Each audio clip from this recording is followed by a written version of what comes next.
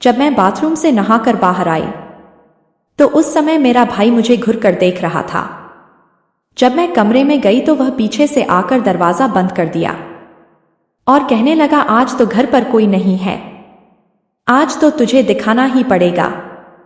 दोस्तों, आज की कहानी बहुत ही दिलचस्प होने वाली है, इसलिए लास्ट तक देखना और चैनल पर नए हो तो सब्सक्राइब के साथ लाइक कर दो। तो चलिए आज की मजेदार कहानी की शुरुआत करते हैं। मेरा नाम कविता है और मेरी उम्र 22 वर्ष है। मेरे परिवार में कुल 4 लोग रहते हैं। हम दोनों भाई बहन और मेरे मम्मी पापा बच्चों का खिलौना बेचने का काम करते हैं। उस दिन हमारे घर से लगभग 3 किलोमीटर की दूरी पर मेला था, जहां पर मम्मी पापा खिलौना बेचने के लिए सुबह सुबह जल्दी से चले जाते हैं। अब घर में हम दोनों भाई बहन ही बच गए थे।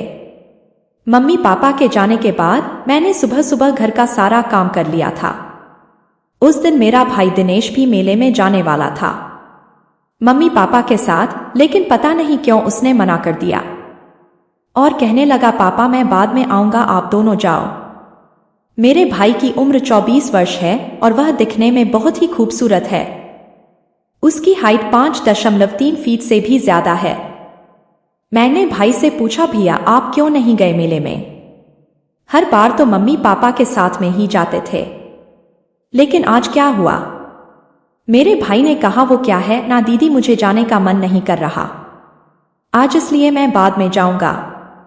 मैंने कहा ठीक है भैया। उसके बाद मैं कपड़े धोने के लिए चली गई। उस समय मेरा भाई कमरे था, लेकिन मेरा भाई वहां पर भी आ गया। आज तो पता नहीं क्यों मेरा भाई मेरे पीछे पीछे आ रहा था। जब मैं कपड़े धोकर नहाने की तैयारी करने लगी तभी मेरा भाई किचन में खाना खा रहा था। वो अपना मोबाइल बाहर रख कर गया था। जब मैं उसके मोबाइल के पास गई तो अचानक उसके मोबाइल में एक मैसेज आता है, जिसमें लिखा था, मेरी जान कब आ रहे हो मुझसे मिलने के लिए? आज मैं घर पर अकेली हूं, आज आ जाओ ना मेरी जान। जब मैंने यह मैसेज पढ़ा तो मैं चौंक गई। मैं सोच भी नहीं सकती कि भैया मुझसे छुपकर यह सब कर रहे थे। मैंने भैया का मोबाइल उठाया और फिर उसके पास मोबाइल लेकर चली गई। मैंने भैया से कहा, भैया यह सब? तभी भैया मुस्कुरा कर कहते हैं, वो दीदी मैंने आपको बताया नहीं कि मेरी एक गर्लफ्रेंड है। मुझे पता था भैया उस लड़की से मिलने के लिए जरूर जाएंगे, इसलिए मैं बाइक की चाबी छुपा दी थी। उसके बाद मैं अपने कमरे में चली जाती हूं, लेकिन भैया भी मेरे पीछे पीछे आ रहे थे। वह मेरे कमरे में अंदर जाते ही उसने पीछे से दरवाजा बंद कर दिया और कहने लगा, बाइक की चाबी कहाँ है? आज तो तुम्हें दिखाना ही पड़ेगा। वह धीरे धीरे मेरे पास आने लगा। मैं तो टॉवेल लपेटे हुई थी, इसलिए मैं कुछ नहीं कर सकी। और फिर भाई मेरे कमरे से चाबी को लेकर जाने लगते हैं। मैंने भैया से कहा, भैया मुझे पता है तुम कहाँ जा रहे हो, उस लड़की से मिलने के लिए जा रहे हो ना? जाओ, मैं मम्मी पापा को बता दूंगी। लेकिन तभी मेरा भाई कहने लगा, अरे नहीं दीदी, ऐसा मत करना, देखो तुम मम्मी पापा को घर पर मत बताना। मैं तुम्हें एक सरप्राइज दूंगा मिलकर आने के बाद। मैंने भैया से कहा, कैसा सरप्राइज? भैया तभी वह कहने लगे, ऐसा सरप्राइज जो तुम्हें जिंदगी में पहली बार मिलेगा। मैं भैया से बार बार पूछती रही, लेकिन वह तो कहने लगे, सरप्राइज है, मिलेगा तभी तुम्हें मालूम पड़ेगा। मैंने कहा ठीक है, लेकिन नहीं दिए तो मैं बता दूंगी। भैया ने भी हां कर दिया। उसके बाद मैं अपना काम करने लगी और मेरे भैया बाइक की चाबी लेकर उस लड़की से मिलने के लिए चले जाते हैं। जब शाम के 6:30 बज चुके थे, लेकिन भैया का कोई पता नहीं। यहां तक कि मेरे मम्मी पापा भी आ गए थे। हम सब बस भैया का इंतजार कर रहे थे। मेरे पापा ने मुझे पूछा कि भैया कहाँ गए हैं, लेकिन मैंने उनको कुछ नहीं बताया। कह दिया कि मेले में जा रहा हूं कहकर गया, लेकिन अभी तक पता नहीं कहाँ है।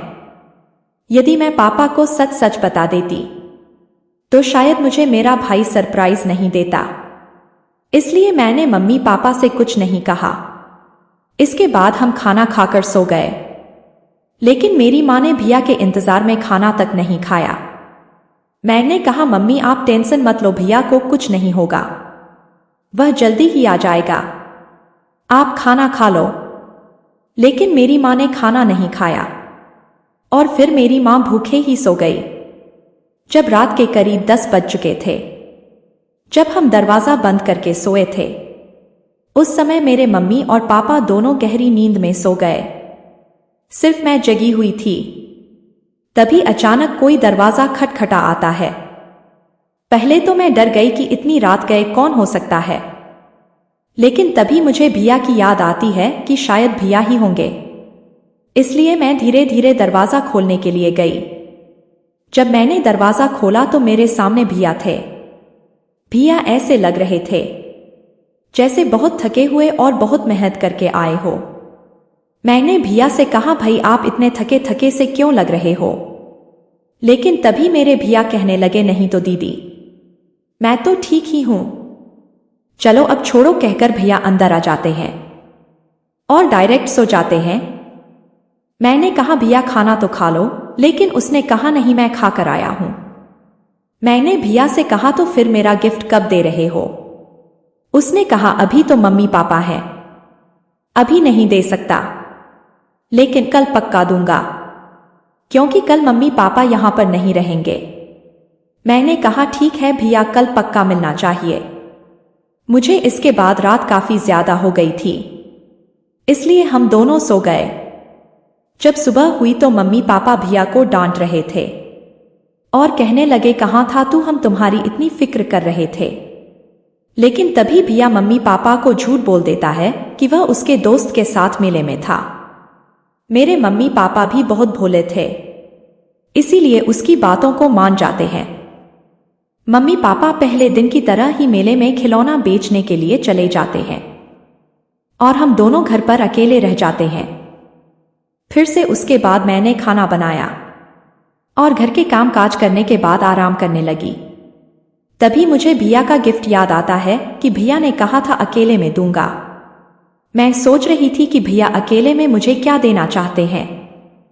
वह तो मम्मी पापा के सामने भी दे सकते थे। मैं भैया के पास गई और कहा, भैया मुझे गिफ्ट चाहिए, आज तो कोई भी नहीं है घर पर। तभी भैया मुझे कहने लगे, तो तुम्हें गिफ्ट चाहिए, चलिए देते हैं आपका गिफ्ट। ऐसा कहकर अपने कमरे में गए। मैं भी उनके साथ चली गई और एक बक्सा लाते हैं, वह बहुत बड़ा था। मैंने कहा, भैया यह तो बहुत बड़ा है, इसमें क्या है, खोल कर दिखाओ। तभी मेरे भैया कहते हैं कि तुम ही खोल कर देख लो। जब मैंने उस बक्से को खोलकर देखा तो उसमें एक स्मार्टफोन था। स्मार्टफोन को देखकर मैं बहुत खुश हो गई। मैंने भैया को थैंक यू कहा। तो दोस्तों, इस कहानी से हमें समझ में आता है कि भाई बहन का प्यार दुनिया का सबसे अच्छा रिश्ता होता है। इस रिश्ते को कभी गलत इस्तेमाल नहीं करना चाहिए। वीडियो देखने के लिए धन्यवाद।